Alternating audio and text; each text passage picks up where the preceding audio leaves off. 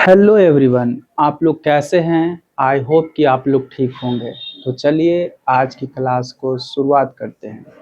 तो आज की क्लास में हम लोग पढ़ने वाले हैं। टुडे टॉपिक यहाँ पे हमारा लिखा हुआ है कि प्रभासी पदार्थ, अपारदर्शी पदार्थ। अपारदर्शी पदार्थ क्या है, प्रदीप्त पिंड, अप्रदीप्त पिंड क्या है, आवर्धन क्षमता किसे कहते हैं, आवर्धन क्षमता का व्यंजक प्राप्त करना है, और छाया या परछाई क्या है। आज हम लोग इस टॉपिक को कंप्लीट करने वाले हैं। 2-3 दिन से वीडियो हमारा नहीं आ रहा था। क्यों नहीं आ रहा था कि बहुत आस पड़ोस में शादी विवाह था, जिस वजह से वीडियो रिकॉर्ड करने में थोड़ा सा समस्या आ रहा था। इस वजह से थोड़ा वीडियो नहीं आ पा रहा था। अब कंटिन्यू चालू होगा और हमको कंप्लीट करना है। शायद लगता है 17 फरवरी के आसपास से क्लास 10th का एग्ज़ाम है। तो हमको साइंस और मैथ जैसा कि बोले थे कि कंप्लीट कराया जाएगा इस चैनल पे, तो कंप्लीट कराएंगे ही। तो चलिए, हम लोग पढ़ रहे थे अभी continue class 10th। Class 10th का क्या पढ़ रहे थे भाई? तो हम लोग पढ़ रहे थे physics chapter number 1। Physics chapter number 1 पढ़ रहे थे। और पता ही होगा कि चैप्टर 1 में क्या पढ़ना था और क्या पढ़ रहे थे। तो टुडे टॉपिक तो लिख दिए और इसी को आज हमको कंप्लीट कराना है। तो चलिए शुरू करते हैं। देखिए, पहला नंबर में है पारदर्शी पदार्थ किसे कहते हैं। किसे कहते हैं, या इसी को बोल सकते हैं ट्रांसपेरेंट ऑब्जेक्ट। कि transparent, what is transparent object. Transparent object क्या है, पारदर्शी पदार्थ क्या है, पारदर्शी वस्तु किसे कहते हैं। तो इसी को आज हमको समझना है। और आप लोग पहले से ही भली भांति इसके बारे में जानते हैं कि पारदर्शी पदार्थ आखिर है क्या। भले नाम आपको पता ना हो कि इसको पारदर्शी पदार्थ बोला जाता है या अपारदर्शी पदार्थ बोला जाता है या परभासी पदार्थ बोला जाता है, आपको लेकिन पहले से सारा चीज पता है। अब वो क्या है उसको हम समझने का प्रयास करते हैं। तो चलिए, तो देखिए, पारदर्शी पदार्थ उसको कहेंगे ना, ऐसा ऑब्जेक्ट जिसको बीच में रखने पर, मान ली कोई ऐसा ऑब्जेक्ट हम रख दिए ना और इस तरफ हम खड़े हैं, तो उस तरफ के ऑब्जेक्ट को भी हम देख पाते हैं, देख सकते हैं। उसी को हम पारदर्शी पदार्थ कहते हैं। क्या कहते हैं? पारदर्शी पदार्थ। तो इसका डेफिनेशन क्या बोले बनेगा? वैसा पदार्थ, वैसा पदार्थ जिससे जिससे प्रकाश की किरणें, जिससे प्रकाश की किरणें किरणें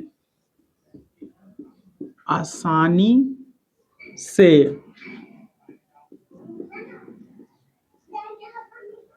पार आसानी से पार कर जाती है, आसानी से पार कर जाती है, उसे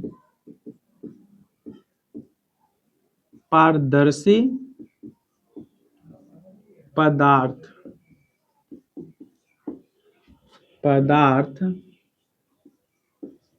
कहते हैं। अब ये क्या है जी? डिफिनेशन तो लिख दिए हैं कि वैसा पदार्थ जिससे प्रकाश की किरणें आसानी से पार कर जाती है, उसे हम पारदर्शी पदार्थ कहते हैं, यानी कि ट्रांसपेरेंट ऑब्जेक्ट कहते हैं। जैसे ऐसा कोई ऑब्जेक्ट आप बताइए एग्जांपल्स में, जिससे आसानी से लाइट इस तरफ से उस तरफ ट्रैवल कर जाए। जिससे अब ट्रैवल करेगा तो जाहिर सी बात है इस तरफ का चीज हम इस तरफ से रह के उस तरफ की चीजों को देख सकते हैं, उस तरफ के ऑब्जेक्टों को देख सकते हैं। तो उसी को हमको समझना है।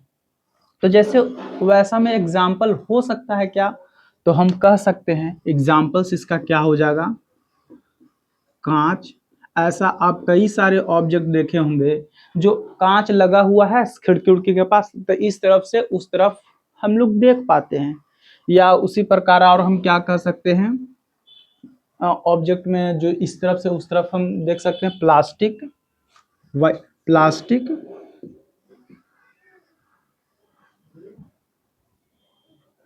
प्लास्टिक, प्लास्टिक हो गया। और भी बहुत सारे एग्जाम्पल आप जो सोच सकते हैं, सोचिए और उसको समझने का प्रयास कीजिए। जैसे कि और हम इसमें क्या कर सकते हैं, जो लाइट आसानी से इस तरफ का चीज़ उस तरफ देख सकते हैं, तो हम बता दें कि कांच है, प्लास्टिक है। उसी प्रकार हमारा जल भी हो सकता है, इटीसी। ये सब सारा जो चीज़ है वो पारदर्शी पदार्थ के एग्जाम्पल्स हैं। तो इसी को हमको समझना है और समझने का प्रयास करना है। वैसा पदार्थ जिससे प्रकाश की किरणें आसानी से क्या कर जाती है, पार कर जाती है, उसे हम क्या कहते हैं, पारदर्शी पदार्थ। पारदर्शी पदार्थ के कुछ एग्जाम्पल्स यहाँ पे लिखे गए हैं। उसी के बाद हम नेक्स्ट चलते हैं, अपारदर्शी पदार्थ। अपारदर्शी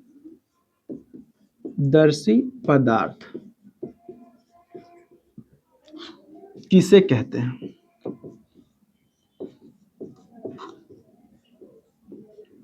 अपारदर्शी पदार्थ को और क्या कहते हैं, तो ऑब्क्यू इसको बोला जाता है। क्या बोला जाता है? ऑब्क्यू।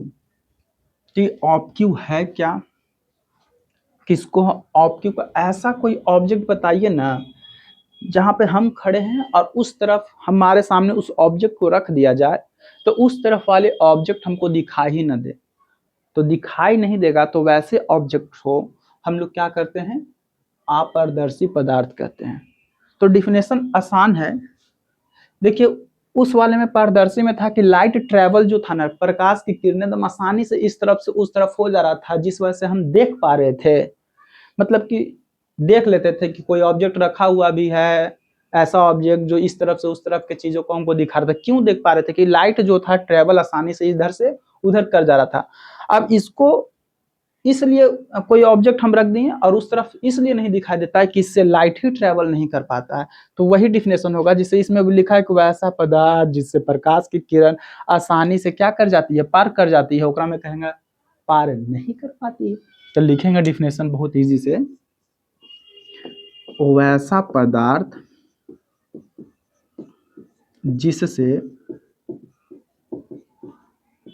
प्रकाश की किरणें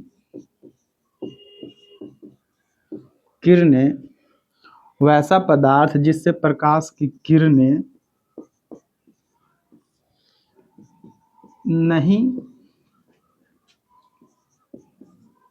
पार कर पाती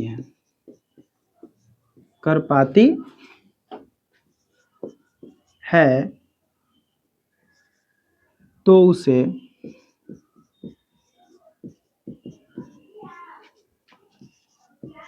अपारदर्शी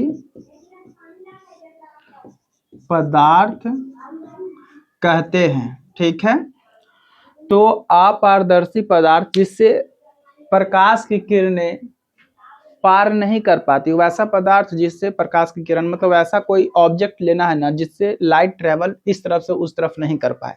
फॉर एग्जाम्पल हम यहाँ पे खड़े हैं, तो क्या पीछे क्या लिखा हुआ है आपको दिख रहा है? जस्ट मेरे पीछे वाला चीज, अगल वाला दिख रहा होगा, बगल में मतलब लेफ्ट राइट दोनों तरफ के चीजों को देख पा रहे होंगे। लेकिन जहां पे हम खड़े हैं जस्ट उसके पीछे वाले क्या ऑब्जेक्ट को, आप लिखे हुए चीजों को आप देख पा रहे हैं? तो बिल्कुल नहीं देख पा रहे होंगे। क्यों नहीं देख पा रहे हैं? क्योंकि हमारा शरीर कैसा ऑब्जेक्ट है, अपारदर्शी पदार्थ है जिससे लाइट ट्रेवल आ तो रहा है, लाइट हम पे पड़ रहा है और हमसे पढ़ने के बाद उस तरफ नहीं जा पा रहा है। इस वजह से पीछे वाले लिखे हुए चीजों को आप देख नहीं पा रहे हैं। वो देख नहीं पा रहे हैं तो कैसे इसको हम कंप्लीट करेंगे? जैसे कि मान लीजिए कि अपारदर्शी पदार्थ तो हम बताएं क्यों नहीं देख पा रहे हैं, कि हमारा जो शरीर है अपारदर्शी पदार्थ है, इस वजह से पीछे लिखे हुए चीजों को नहीं देख पा रहे हैं। लाइट तो आ रहा है लेकिन हमसे ट्रेवल करके आगे नहीं बढ़ रहा, हम ही पे रुक जा रहा है, तो उसको आप नहीं देख पा रहे हैं। तो पीछे वाले चीजों को, तो इसका एग्जाम्पल्स क्या हो सकता है बाबू, बताओ? तो हम कह सकते हैं वैसा एग्जाम्पल में, जैसे हम बोल सकते हैं दीवार, दीवार, या इसी को हम मकान भी कह सकते हैं। ठीक है, मकान बोल लीजिए, मकान से आसानी से पार नहीं कर पाएगा। फिर वैसा चीज बताइए और जो जिससे लाइट ट्रेवल नहीं कर पाता, पत्थर बोल लीजिए।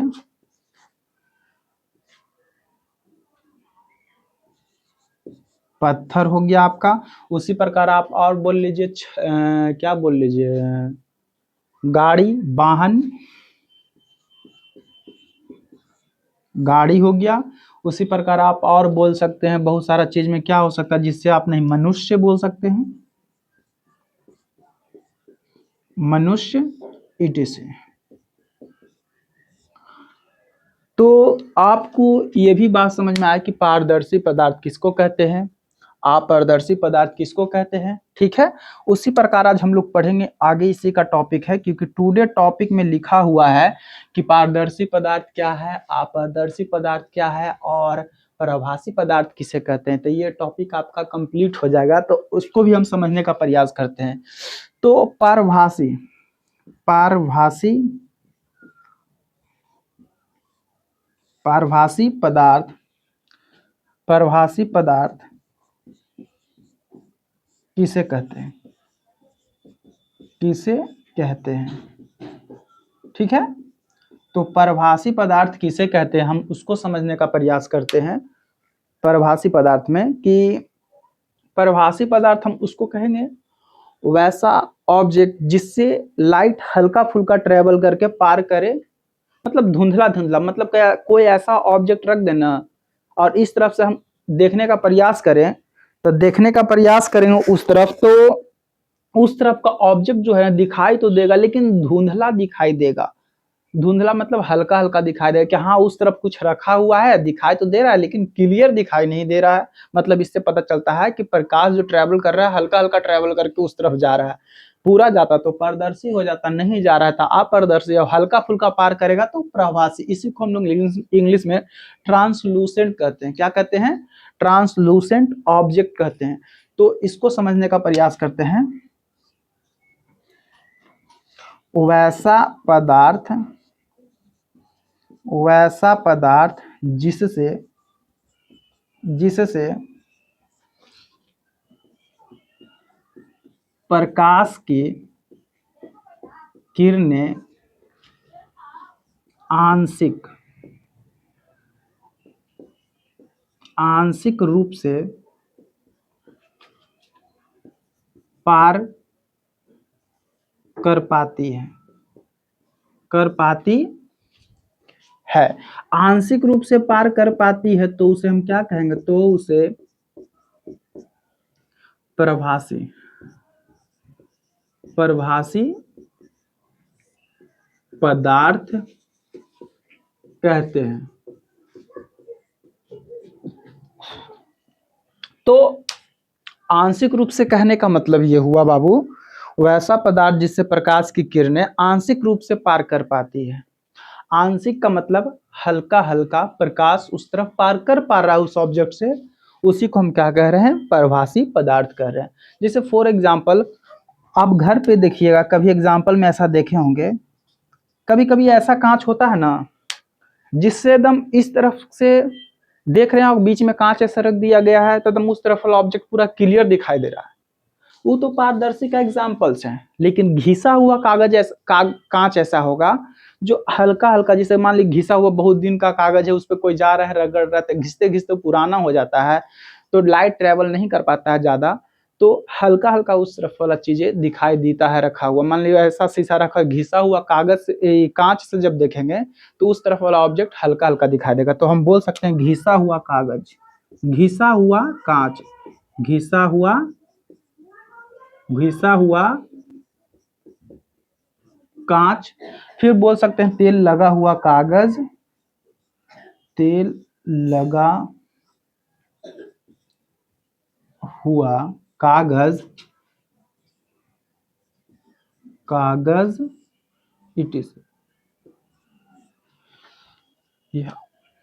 तो ये जो सारी बातें हैं कि पारदर्शी पदार्थ किसे कहते हैं, अपारदर्शी पदार्थ किसे कहते हैं, परभासी पदार्थ किसे कहते हैं। तो सारे जो हैं, सारे का डिफिनेशन भी लिखा गया, आप चाहें तो साथ में इसको नोट भी कर सकते हैं, नहीं तो पीडीएफ के माध्यम से आपको प्रोवाइड करा दिया जाएगा। और प्रोवाइड कैसे मिलेगा, कहाँ मिलेगा, तो हम बता चुके हैं कि हमारे यूट्यूब के बायो में डिस्क्रिप्शन में डाला हुआ रहता है टेलीग्राम का लिंक एंड व्हाट्सअप चैनल का लिंक। वहाँ पर जाके आप पीडीएफ को भरपूर जितना पढ़ाया गया उतना आप प्राप्त कर सकते हैं, और नहीं तो आप साथ साथ में नोट कर सकते हैं, क्योंकि हम पढ़ा रहे बहुत धीरे धीरे समझा रहे हैं भी। तो यहाँ तक आई होप कि आपको समझ में आ गया होगा। तो चलिए हम लोग नेक्स्ट टॉपिक की ओर बढ़ते हैं। और वो नेक्स्ट टॉपिक हमारा क्या है, तो लिखा है कि प्रदीप्त पिंड किसे कहते हैं, अप्रदीप्त पिंड किसे कहते हैं। इस सब को हम लोग बारी बारी से देखने का प्रयास करते हैं, ठीक है। तो देखते हैं और समझने का भी प्रयास करते हैं।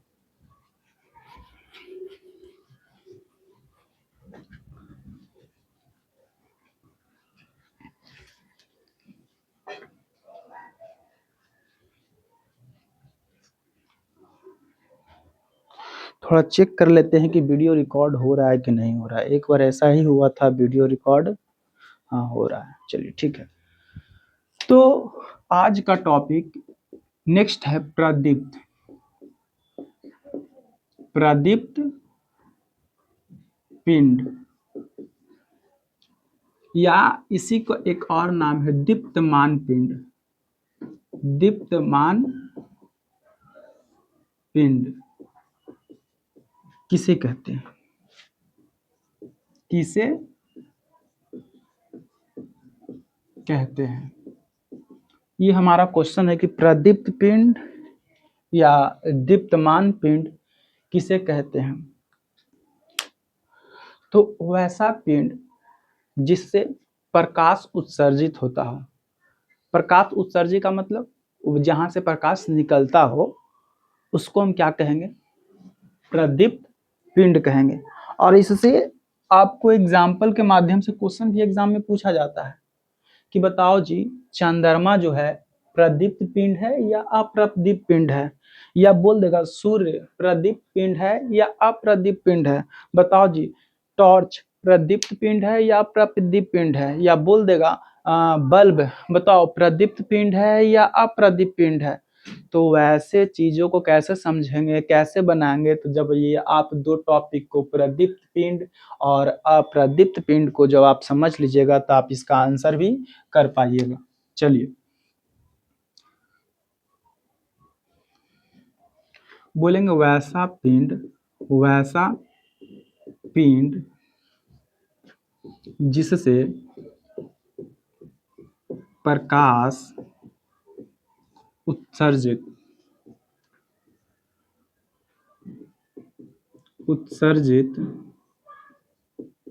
होता है उसे प्रदीप्त पिंड कहते हैं, ठीक है। मतलब जिससे प्रकाश निकलेगा उसको हम प्रदीप्त पिंड कहेंगे। जैसे हमारा सूर्य हो गया, हमारा हो गया जलता हुआ बल्ब, जलता हुआ बल्ब, उसी प्रकार जलती हुई मोमबत्ती, जलती हुई मोमबत्ती, और भी बहुत सारा चीज हो सकता है, जलता हुआ बल्ब, जलता हुआ मोमबत्ती, सूर्य, और भी आप जो सोच सकते हैं जहां से लाइट निकलता हो, तो उसको हम क्या कहेंगे, प्रदीप्त कहेंगे। क्या कहेंगे, प्रदीप्त कहेंगे। उसी प्रकार नेक्स्ट में हम लोग समझने का प्रयास करते हैं कि प्रदीप्त के बाद में रहा अप्रदीप्त। अप्रदीप्त पिंड किसे कहते हैं, ठीक है, कि अप्रदीप्त पिंड किसे कहते हैं। तो लिखेंगे वैसा पिंड जिससे प्रकाश उत्सर्जित नहीं होता है उसे अप्रदीप्त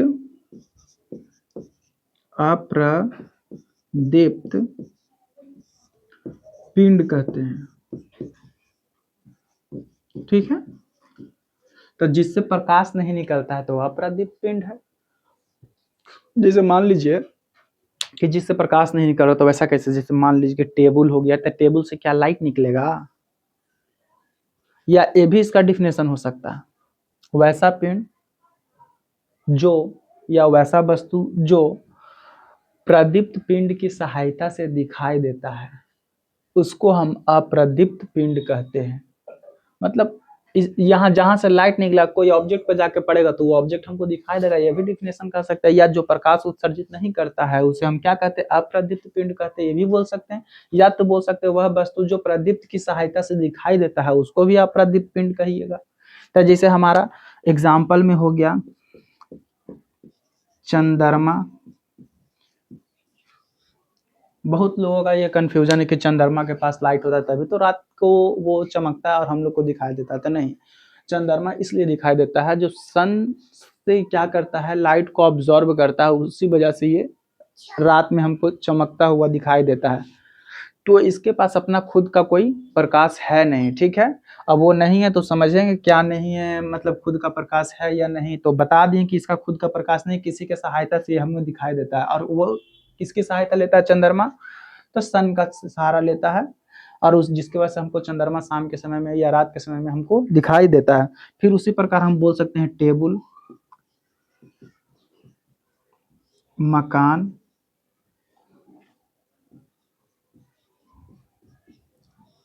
इत्यादि। इतना चीज तो समझ में आ गया होगा कि ये किसी के लाइट के प्रेजेंट में ही दिखाई देता है। अगर लाइट होगा तो दिखाई देगा, लाइट नहीं होगा तो वो दिखाई देने वाला नहीं है। ठीक है, तो आई थिंक आपको ये भी समझ में आ गया होगा कि प्रदीप्त पिंड क्या है, या दीप्त मान पिंड क्या है, उसी को कहते हैं। या अप्रदीप्त पिंड किसे कहते हैं, वो भी आप समझ चुके होंगे। ठीक है, तो आगे की ओर हम बढ़ते हैं और वो क्या है उसको हम समझने का प्रयास करते हैं। ठीक है, चलिए।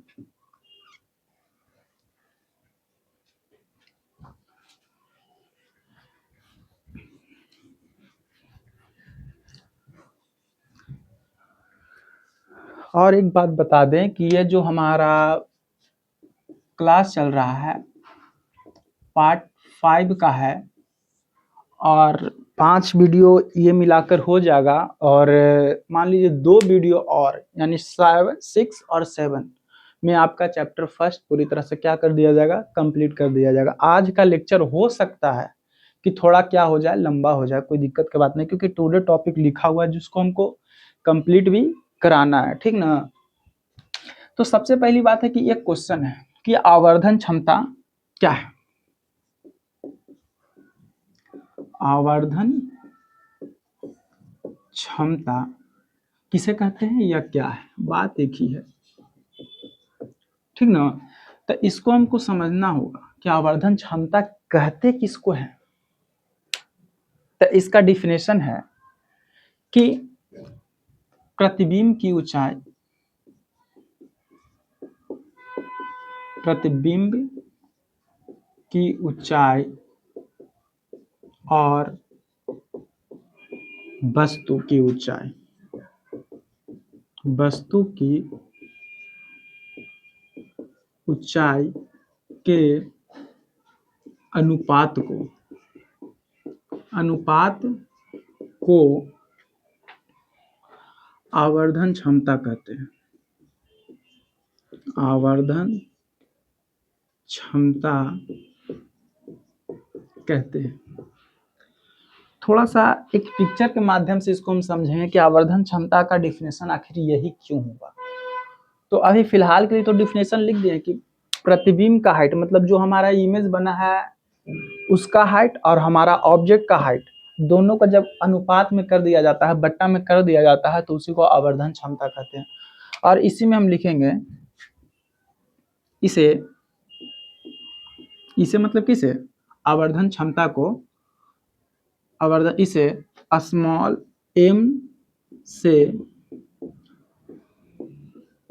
सूचित किया जाता है, ठीक है। इसे स्मॉल m से सूचित किया जाता है और m बराबर हमारा फार्मूला हो जाता है -v/u। ये हमारा फार्मूला हो जाता है m बराबर -v/u। v से हम प्रतिबिंब को डिनोट करते हैं, u से हम वस्तु को डिनोट करते हैं। तो उसी को हमको समझना है और समझने का क्या करना है, प्रयास करना है। और डिफिनेशन तो लिख दिए, समझाए नहीं कि आखिर प्रतिबिंब की ऊंचाई वस्तु की ऊंचाई के अनुपात। तो जब हम इसका व्यंजक प्राप्त करेंगे, यहाँ पर साथ ही में लिखे हैं कि इसके व्यंजक प्राप्त करें। व्यंजक प्राप्त करना कि m बराबर -v/u कैसे आया, m बराबर -v/u कैसे आया, तो उसी को हम पहले सिद्ध कर देते हैं, ठीक है।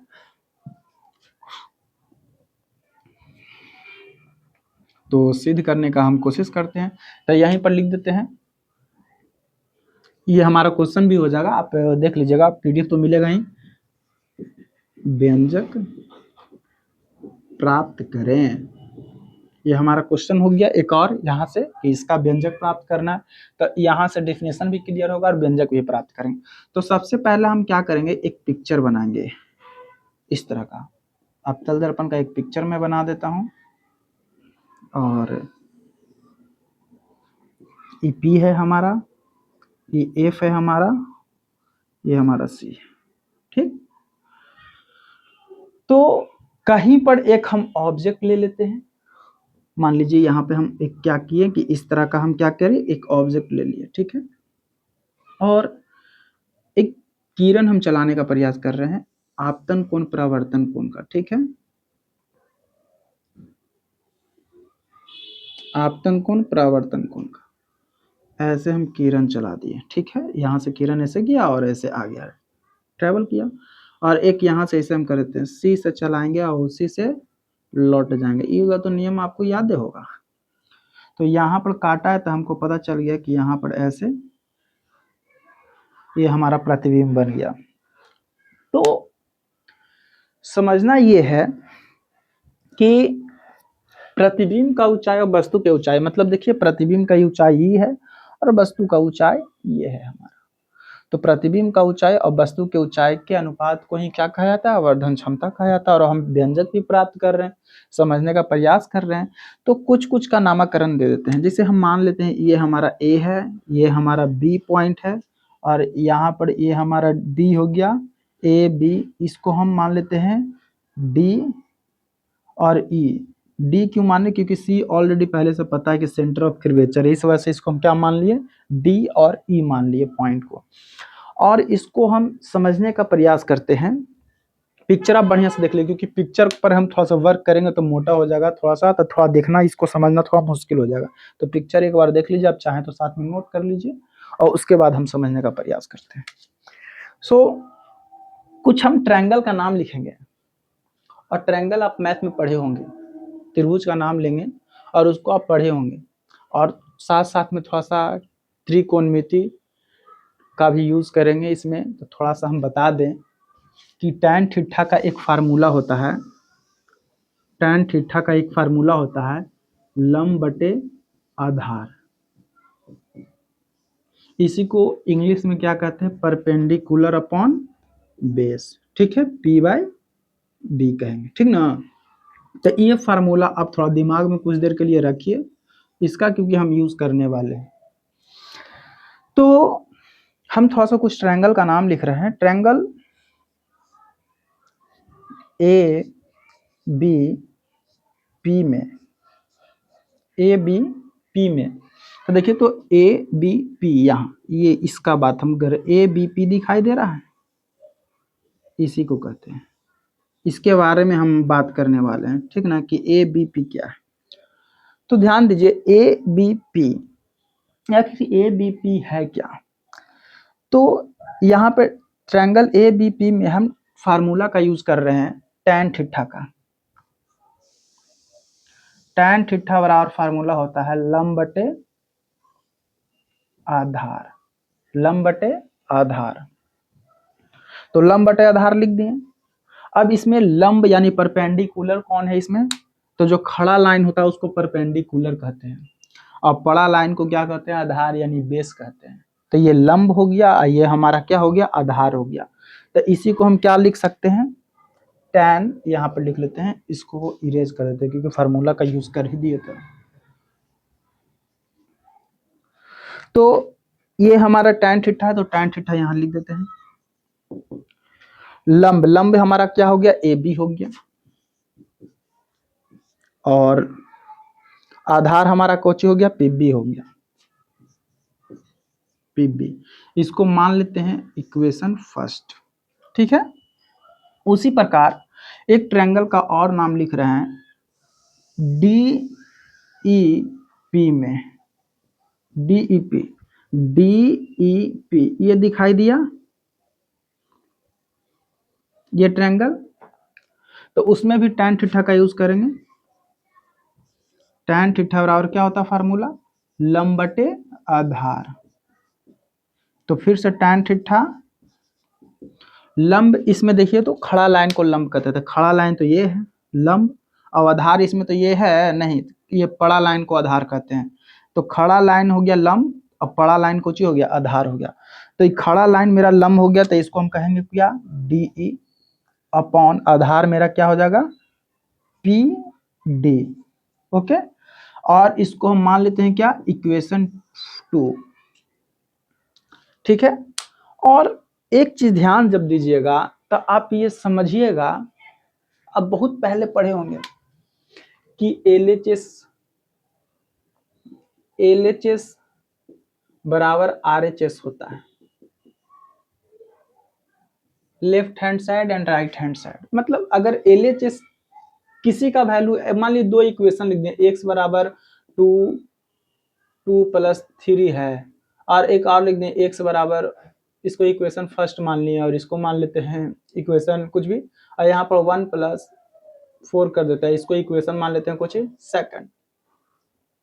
तो हम कहें कि दोनों का LHS, देखिए फर्स्ट इक्वेशन का भी LHS और राइट इस सेकंड इक्वेशन का भी LHS, दोनों एक ही हैं, दोनों एक ही हैं। तो हम कह सकते हैं इक्वेशन से कि सो RHS भी आपस में क्या होगा, बराबर होगा। तो देखिए तो 2 + 3 = 1 + 4, अगर दोनों को आपस में जब बराबर करें तो क्या हम देखेंगे, क्या पाएंगे कि इधर भी 5 आ रहा है, इधर भी क्या आ रहा है, 5। तब मतलब हमको पता चला कि जब LHS जब दोनों तरफ का बराबर होता है दोनों इक्वेशन का, तो RHS भी दोनों इक्वेशन का क्या होगा, बराबर ही होगा।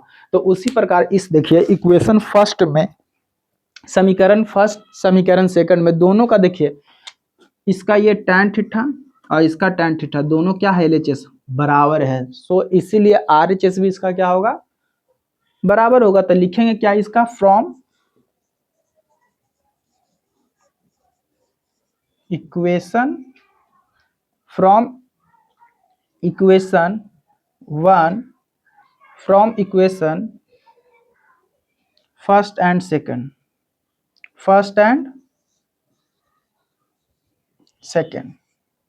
मतलब समीकरण 1 और समीकरण 2 से हम कह सकते हैं कि जब दोनों का RHS LHS बराबर है तो इसीलिए दोनों का क्या होगा, RHS भी बराबर। था RHS में क्या है, AB बटा PB। तो अपन लिखेंगे क्या, AB बटा PB, AB बटा PB इज इक्वल टू क्या लिखेंगे भाई, DE बटा PD, ठीक है। तो ये दोनों का RHS भी क्या कर दिए, हम बराबर कर दिए। अब थोड़ा समझने का प्रयास ये करना है ना हमको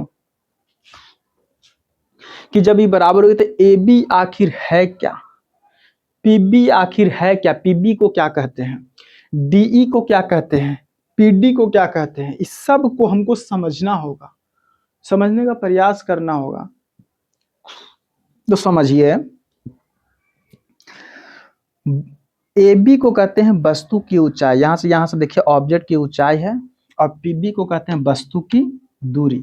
क्या कहते हैं, वस्तु की दूरी, तो वस्तु की दूरी भी हम लोग समझेंगे कि वस्तु की दूरी है।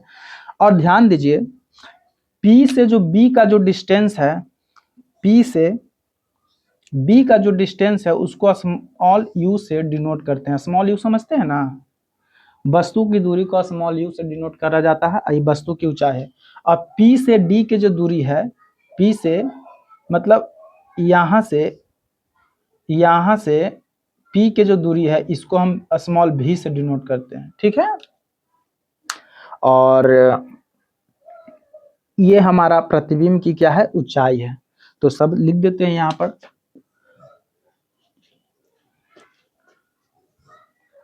चलिए, तो AB हमारा जो है वस्तु की ऊंचाई है, तो यहाँ पर लिखेंगे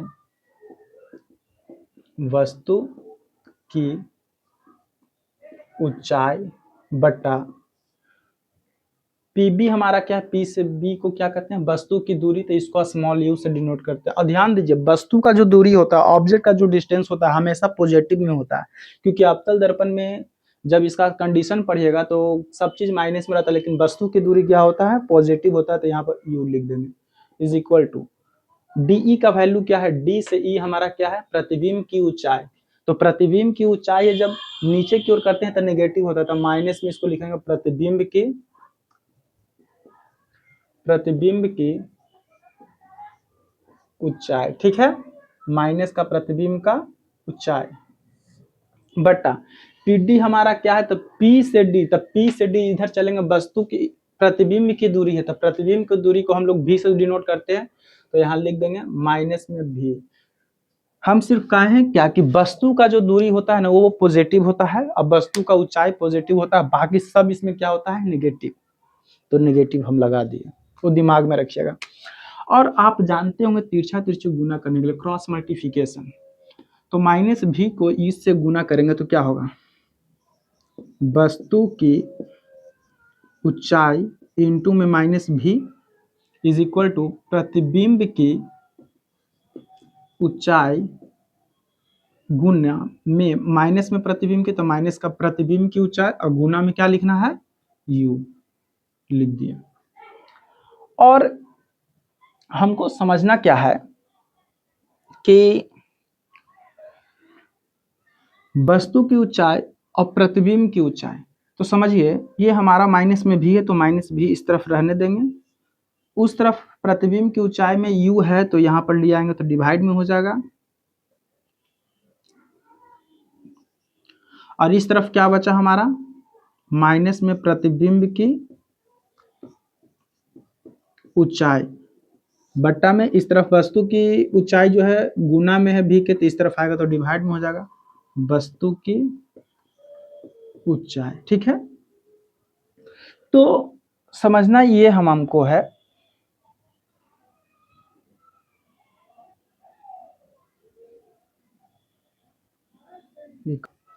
अच्छा, ठीक है।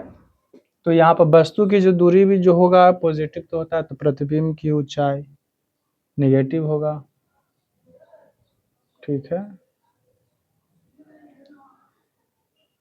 भी। सो यहाँ तक तो आपको कंप्लीट करा ही दी कि वस्तु की ऊंचाई इंटू माइनस में भी प्रतिबिंब की ऊंचाई माइनस में u लिख दिए, इसको इसे से कैलकुलेशन कर दिए। तो माइनस VU जो हमारा है प्रतिबिंब की ऊंचाई और वस्तु की ऊंचाई को, ध्यान दीजिए प्रतिबिंब की ऊंचाई और वस्तु की ऊंचाई के अनुपात को क्या कहते हैं, आवर्धन क्षमता कहते हैं। तो आवर्धन क्षमता को स्मॉल m से सूचित करते हैं, तो इसको हम क्या कह देंगे, प्रतिबिंब की ऊंचाई बटे वस्तु की ऊंचाई को हम लोग क्या कर देंगे, m कर देंगे, क्या कर देंगे, m। अच्छा ये माइनस में होगा, ये पॉजिटिव हो जाएगा, चलिए ठीक है। हाँ, तो यही हमको सिद्ध करना था कि व्यंजक प्राप्त करना था, व्यंजक प्राप्त कर दिए। प्रतिबिंब की ऊंचाई और वस्तु की ऊंचाई को स्मॉल m से सूचित कर लिखते थे, स्मॉल m, तो स्मॉल m बराबर इतना, तो यही हमको लाना था व्यंजक प्राप्त करने के लिए, तो जो कि ला दिए। फिर से हम समझाने का प्रयास कर रहे हैं, थोड़ा सा समझिएगा। व्यंजक प्राप्त करना है, फिगर बनाए, ट्रायंगल ABP में तो tan थीटा बराबर ये लिखें, फिर उसी प्रकार ये इस इक्वेशन फर्स्ट बनाएं, फिर DEP लिखे, फिर इसके इक्वेशन सेकंड बनाए। सेकंड बनाने के बाद LHS दोनों का जब बराबर था तो इसलिए दोनों का हम RHS भी खोजे कर दिया, बराबर कर दिया। जो जो इसका AB को क्या कहते हैं, PB को क्या कहते हैं, DE को क्या कहते हैं, PD को क्या कहते हैं, सब यहाँ पर हम लिख दिए। लिखने के बाद यहाँ से कैलकुलेशन कर दिए, क्रॉस मल्टीप्लिकेशन और करने के बाद हमारा ये कंप्लीट मिल जाता है। तो इसी प्रकार हमारा सेकंड थर्ड टॉपिक भी जो था हम कंप्लीट करा दिए। क्या करा दिए? कंप्लीट करा दिए। अब एक लास्ट टॉपिक है आज का, छाया। क्या है? छाया। छाया यानी शैडो। तो शैडो आखिर किसे कहते हैं, तो शैडो को भी समझने का हम प्रयास करेंगे। वीडियो लंबा हो सकता है, दिक्कत की बात नहीं है, बस समझिए बढ़िया से।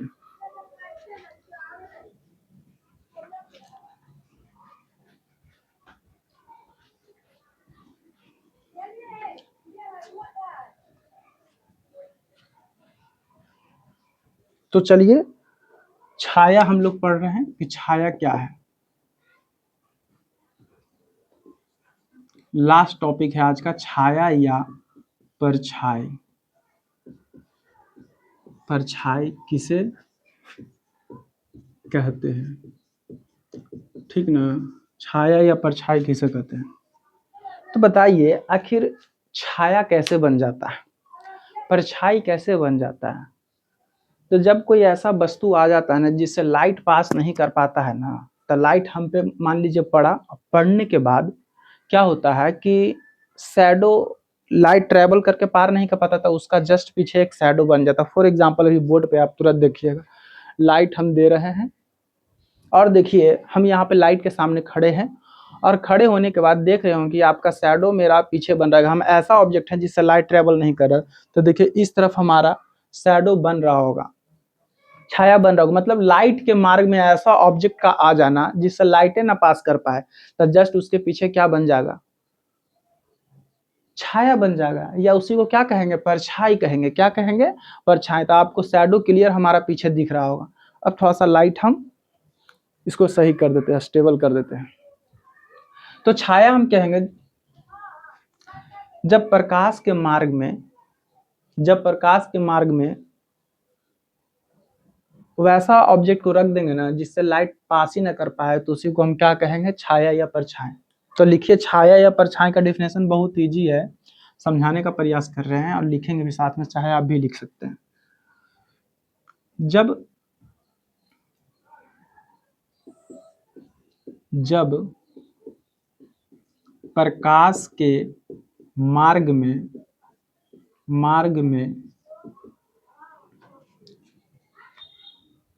जब प्रकाश के मार्ग में जब प्रकाश के मार्ग में अपारदर्शी वस्तु आ जाते हैं जाते हैं जाते हैं जाते हैं जिससे प्रकाश नहीं पार कर पाता है, तो वस्तु के पीछे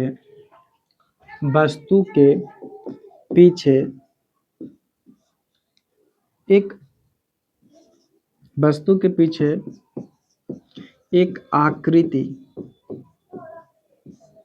का निर्माण होता है जिसे छाया या परछाई कहते हैं, जिसे छाया या परछाई कहते हैं। मान लीजिए कोई ऐसा ऑब्जेक्ट आ जाए, अपारदर्शी ऑब्जेक्ट लाइट के मार्ग में, जिससे प्रकाश नहीं पार कर पाएगा, और जब नहीं पार कर पाएगा तो जाहिर सी बात है वस्तु के पीछे जो हम रखे हैं ऑब्जेक्ट, उसके पीछे एक आकृति का निर्माण होगा। तो जिस आकृति का निर्माण होगा ना, तो उसी को हम क्या कहेंगे? छाया या परछाई कहेंगे। तो छाया हम बताएं कि शैडो कैसे बनता है। हम लाइट के सामने खड़ा हो जाएंगे, हमसे लाइट नहीं पास करेगा, तो ट्रेवल, जिसे आप धूप में चलते होंगे तो देखते होंगे आपका छाया नीचे बनता है, क्यों बनता है? क्योंकि लाइट ट्रेवल करके आपसे पार नहीं हो पा रहा है, तो उसी का एक आकृति बन जाता है, काली आकृति का निर्माण होता है। यहाँ पर एक चीज और ऐड कर सकते हैं, तो वस्तु के पीछे काली आकृति का निर्माण होता है। वस्तु के पीछे लिख लीजिएगा, एक नहीं काली, यहाँ पकड़ लीजिएगा, काली आकृति का निर्माण होता है, जिसे क्या कहते हैं? छाया या परछाई कहते हैं। तो छाया या परछाई भी आपको समझ में आया होगा। ये हमारा पार्ट 5 आज कंप्लीट हो गया। आज से ठीक 2 लेक्चर और, यानी पार्ट 6 एंड पार्ट 7 तक ये चैप्टर को क्या कर दिया जाएगा? पूरी तरह से कंप्लीट कर दिया जाएगा। तो तब तक के लिए इतना ही, फिर मिलते हैं हम लोग नेक्स्ट वीडियो में। तो चलिए।